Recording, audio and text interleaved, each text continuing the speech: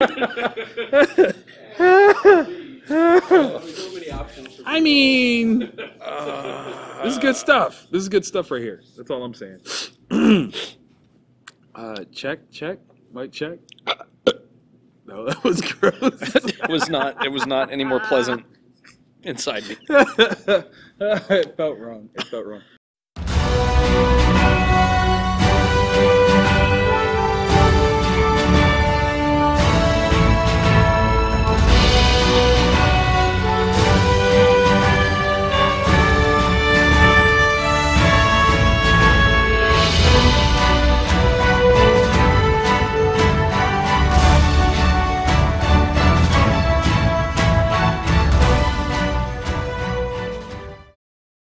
Hello and welcome to a brand new episode of Black, White, and Red All Over. I'm Victor Dandridge. Ryan Seymore. And we are off the rack today, baby. Old school. Old school, baby. That's why I'm wearing my 1993 outfit. That's what I'm going for. University, that would have been right around the time I dropped out. Oh, wow. I'm old and a failure, so it's you're not a failure. That's why we're here to celebrate the ultimate success of your life, which is Black, White, and Red All Over. Yeah. You know why? Not my kids. No! It's this baby right here that you made with me. I didn't help you make them. Why you always cheating on me? Hi, Space. It's just intellectual. It's just It's a mutual brain thing. But we do have something very sincere to celebrate. Yes. We have hit 1,000 subscribers, y'all. Mm-hmm. Ow! Yes! So that holy hallmark. We are there, so... And we will be doing a giveaway. Yes. And I'm still 100% behind a Taco Bell gift card because there's the bell and you got to click the bell. You know, I swear it rates itself. It really does. And I don't have to go that far into my parking lot to get a Taco Bell gift card. That's actually true. It's like literally like right there. So it's a win-win. Boom! So yeah. So get ready, okay? Yeah, let everybody know. We're bringing some taco meat your way. Yeah. I'm just talking about my chest here. Not just. All right, so we've got some books to talk about. That's right, 1,000 subscribers. We just lost all of them. Everybody's just like, and I'm out, and I'm gone.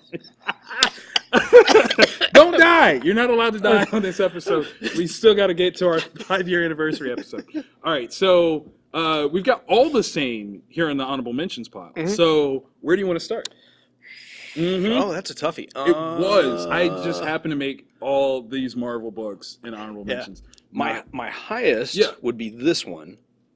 You want to talk about that last? Yeah. I agree with Let's that. talk about that last. But then it gets weird which one goes first. Mm-hmm. Maybe in... Yes. I was going to say, let's do Invaders #1 because it's the #1 issue. Yep. So we'll talk about that one first. All right. So creative team on this one, there's a lot of folks that worked on this. Yeah, there are. Chip, let's go. Chip tickling the ivories right in the story. Then we've got Carlos Magno and Butch Geis. Mm-hmm.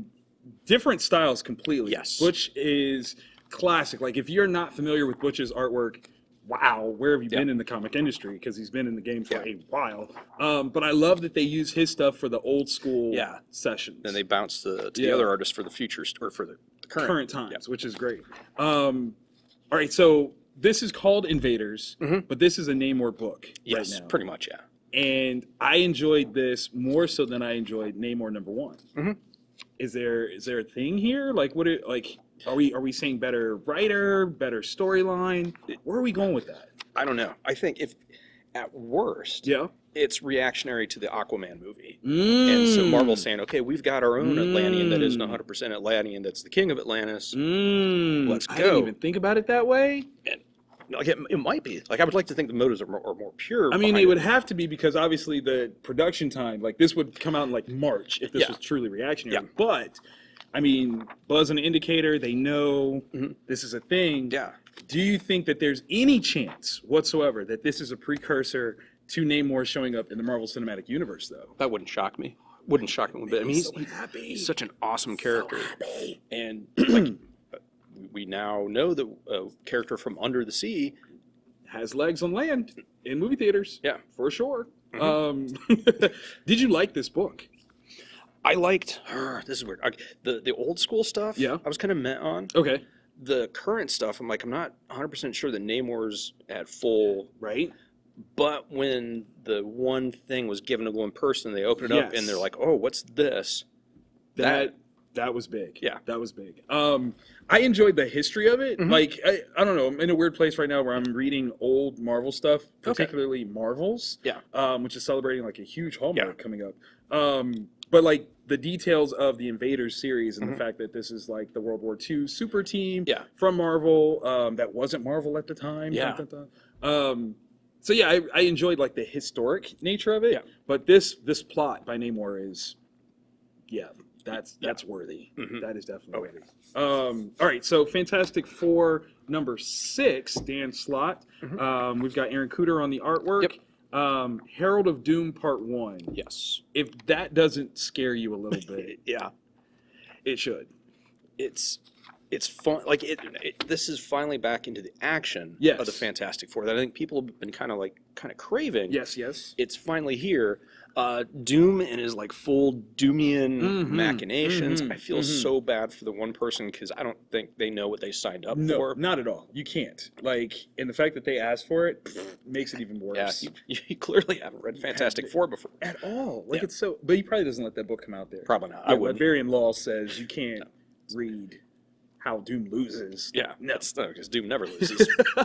No, it's just postponed win. Yeah, that's how that is. Yeah, you didn't punch me. I hit you in the hand with my face. I headbutted your fist. So says Doom.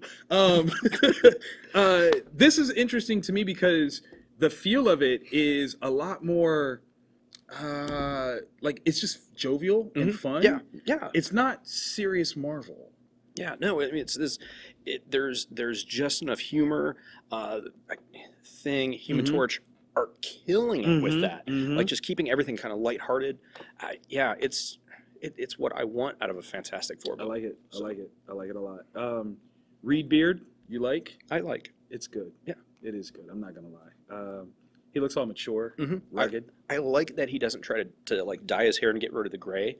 Just embrace it. Yeah. No, it's where he is, embrace man. it. Like that's Professor Face. Like I like that.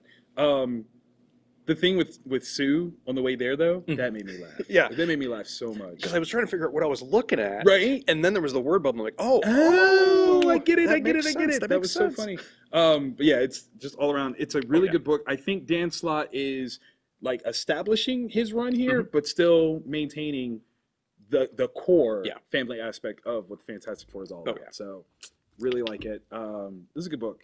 Did you see that the ranks for issue 1 came out? No. And I think for the month, maybe for the year, I can't remember which one it was, but Fantastic Four number 1, rank number 4. How apropos is that? Like that's perfect. Like that's just like I couldn't be happier for their top 5 setting than that. Like that's Fantastic perfect. Four, number 4. Number 4.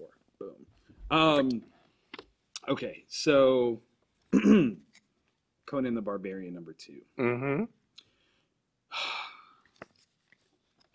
It's brutal. It's but brutal has such a negative connotation because at the same time this is one of the sweetest stories. Yeah, like it's so because it shows personal growth for Conan. It does, man. It's like he grows as a human. This is the last of the Mohicans of Conan stories right here. With giant snake monsters. Plural, okay, plural. Okay. It's really hard not to spoil this daggone book. Yeah, because there's not a lot you can say without saying. But what I do want to slightly spoil is that on the first page, there's been a change. Yeah, there has been a change. It's very interesting to me because I caught this. Okay, so we had a very similar piece to this in the first issue. Yes, but there are 2 places that are clearly defined here that weren't at all on the first map. Yeah, and the ramifications of what this could mean for, I don't know, Marvel's licensing or ownership. Like this must be like a straight up ownership.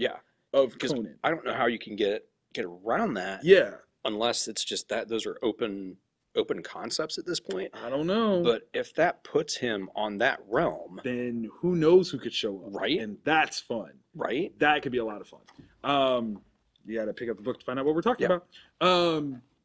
What I really liked about this is that it's not needing to be a direct carryover from issue 1. No. Yes, it does, but it doesn't have to be, especially for that that thing at the end. But yeah, you can just walk in, pick this up, and enjoy it. And all you got to know is Conan's going to kill some stuff, Period. And there you go. Period. Even if you don't know, by like page half 1, yeah, I was gonna say by panel 1, you get it. You know. So, yeah, that's what Conan's all about, and he does a good job of it. Yes. Killing is his business, and business is good. So, okay, I think it's time for us to get on this rack here. Time for the. We're back on the rack. We're back on the rack. Back on the rack. It just sounds so weird. Branding. That's how we're doing it. That's how we're doing it. Black, white, and red all over, baby. All right. So, what's the first book you're putting up here? That's a toughie. Let me put mine in. I think I'll probably go Batman Who Laughs. Oh, okay. Okay. I'm gonna go dark. You not as dark. Okay. And then light. Okay. Okay. Okay. We can put it on the top or bottom first. Let's go top. Top. So that way we build to the key piece. Yes. Mm-hmm. All right. Scott Snyder, Jock. That's the creative team. You can't really go wrong. You really can't. It's super metal. Okay.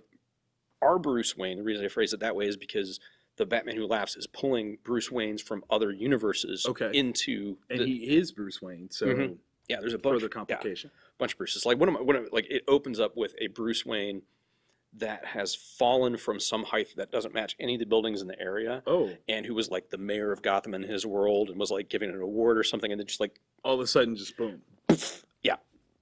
That's an un-Batman death if there ever was one. Yeah. So it's like crazy stuff like that. And it's now Batman Who Laughs his plan is about to come to fruition. Like the machinations he's got going. Okay. Our Bruce Wayne is battling like heck to stop him and figure out what the plan is, and like to not turn into a rebirth universe Batman Who Laughs, because he's been infected too.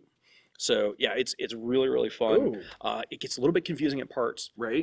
But overall, Batman-y goodness, and it's a chess match between two people who are way better at chess than anybody else. I love that. And my inability to hold stuff. You lost the pen. That's all right. Do you still need it? No. Okay. I was going to say, if you need it, go ahead and get it. Yeah. But if you don't need it, yeah. No. I tackled Superman number 7. We've got Bendis, we've got Ivan Reyes, and we've got Brandon Peterson on artwork. So we got little double duties here. This one's cool because this is John showing up. Okay. Okay. This cover is lying to you. Is it? Yeah. Because I was looking at it and I'm like, okay, now it's going to fill in some gaps. It's definitely about filling in some gaps, but the design and structure is telling you a tale that is not current. Okay. Which is awesome. It's the beginning of a new story arc. I think it's called the Unity something. I can't remember what the story arc is called because I'm bad at my job. Unity. U-N-I-T-Y. Told you it's 93, man. Let's go. We're doing it. Let's figure out where are the credits at in this thing. It's such a big book. This looked amazing though. Yeah, and they changed the name of that. There's an upcoming another crossover between Flash and Batman, and the title of the crossover changed really early this week. Okay. To the price. Gotcha. Which threw me off. Like, I'm like, what am I ordering? What is this? Yeah. Oh wait, it's the thing. Yeah. It's called the Unity Saga: The House of L, Part 1. There we go. So yeah, that's the long form. But what I enjoyed about it is we're getting a really strong look at John and seeing why he is Clark and Lois's son. Like, there's no way you can argue that his presence here is not just this whiny super kid. He has come into his own, and that's going to be a lot of fun to see how he transitions after the fact. Yep. So yes, very, very fun. Muy nice. Okay, so where are you going next? Okay, I'm going to go. You said dark, and now so not so dark. To slightly less dark. Okay. Adventure Time. How is that the one? Okay, never mind. All right. Marcy and Simon. Like, it's me half joking. All right. The creative team is Olivia Olson and Slim Faber. All right. So, I'm bad at live. No, you got that. Good job. In this, the Ice King has gotten rid of being the Ice King, and he's back to just being Simon. And Simon was, for those of you that have watched Adventure Time, he was the person that saved Marceline and kind of raised her, but had to trade off putting the crown on to save her from different situations. All right, so anyways, he has finally gotten rid of being the Ice King, and he begins going on this tour of apology, making amends for like, oh, that's sweet. yeah, because he did a bunch of he did the janky stuff. He was just trying to find love, though. He really, yeah, but he was real sketchy about it. Whoa. Like even the lemon grab got what he deserved. So at the end of the book, when you're thinking, okay, where are they going to go with this? Because he's made his apology tour. You find out he's starting to forget things because he's 1,000 years old at this point. So he's beginning to not remember stuff, and now the Adventure Time crew is going to go take him around to help him rebuild those memories so he doesn't forget them. Aww. Yeah. But that could go badly. Yeah, it really could. Yeah. Anyway, like when you're the guardian that raised the vampire princess, and you were the evil Ice King, including... I might not want to remember some of that stuff. Right? Like... Right? And you were a douche to BMO, and BMO is awesome. Oh, yeah, BMO is awesome, man. Yeah. I did an 8-bit of BMO. No way, really? I did. Oh my gosh, that was meant to be. Very popular. Yeah. Just saying. Dang it, that's good. Yeah, I missed that show. Yeah, like it got taken off of it was on like Netflix and it got taken off. Like, why would you do that? Because they hate us. Heartless, sometimes. Bunch of Flixnetters. Yeah, I mean, I'll take that back once like Magic Order and Prodigy come out. And it's the best network ever. But until then, you know, gooders. Yeah. Net flakers taking away the Adventure Time. Okay, so I took on Dark Arc number 13. Aftershock, Colin Bunn, Wando. Where this ended was Sheree has landed on an island and there are things there. This goes deeper into that. Yeah. That's all I am like legally allowed to say. Okay, that's all I'm legally allowed to say. That's it right there. That's is Cullen writing his own mythos with these, or is he like, is it parts of other stuff? I don't know, and I love the mystery of it. Like literally not knowing is one of the best things because it allows for you to just accept story, and that's sometimes hard. Yeah. Like you tread a lot of ground. I've read a lot of comic books in my day, but you know when something good is good. There it is. It's great. It's amazing. I mean, right. What else you got? The heartwarming tale of a family giving birth to the Antichrist. All right. Now, hold on.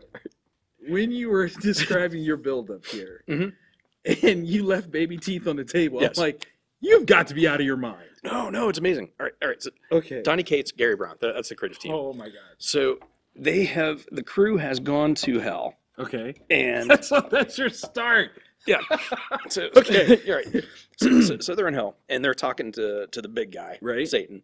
And Satan's like, what's that Michael Jackson song? Billie Jean. Oh, okay. I was like, I didn't know where you wait, you saying the baby's not his? Yeah. There you go. He's got a recipe for kittens. They hang out in his beach house. It's amazing.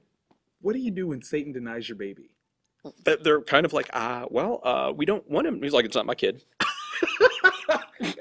Is that just bad parenting? Like, do you go to Maury at that point? Like, what do you do when you're like, Satan here? And he's like, that's not my kid. No. Look at his nose. That's not my nose. I have cloven feet. That kid doesn't look anything like me. What is this? Wow. It's hysterical. It is full on comedy at this point. Oh my God, that's amazing. It's if you're a person of faith, I would steer very far clear. Away. This is up there with Dogma. Don't watch that. Don't read this. Don't. Okay. But if you're not, hey, have at it. Splash. That ain't holy water. Yeah. Not my kid. Oh man. I can't even imagine. Right? You would think like Satan would claim everything. He's like, no, that one. Well, imagine that American Jesus, like instead of the punch you get in the face for that plot twist, and he's just like, no. Oh my gosh. Wait, you can do what? Well, that's weird. That's totally not me. I didn't do that. Whoa. Me and him, we made peace a long time ago. Yeah, this is weird. We squashed that beef. I don't even know what you're talking about. Now that's a story. Yeah. Okay. Pin that one later. Yeah. All right, so I took on Venom number 10. Also Donny Cates. Is this let's see, Ryan Stegman. Ryan Stegman is the penciler. Okay, I'm not a Venom fan. overall. Like I've honestly stated in my career that I feel like Venom is he's the Golden State Warriors of supervillains, right? He's constructed to be the antithesis of Spider-Man. So that's why, to me, like, Norman Osborn will always be Peter's greatest villain. Yeah. Venom was constructed to be this, counterpoint. Yeah. I take all that back. Reading Cates on Venom, who is admittedly a diehard like Venom fan. Like, check out his interview on Sci-Fi Channel. Yeah. It's hilarious. Yeah. Like, he actually explains what the green slime stuff is. Yeah. It's disgusting. Yeah. But check it out.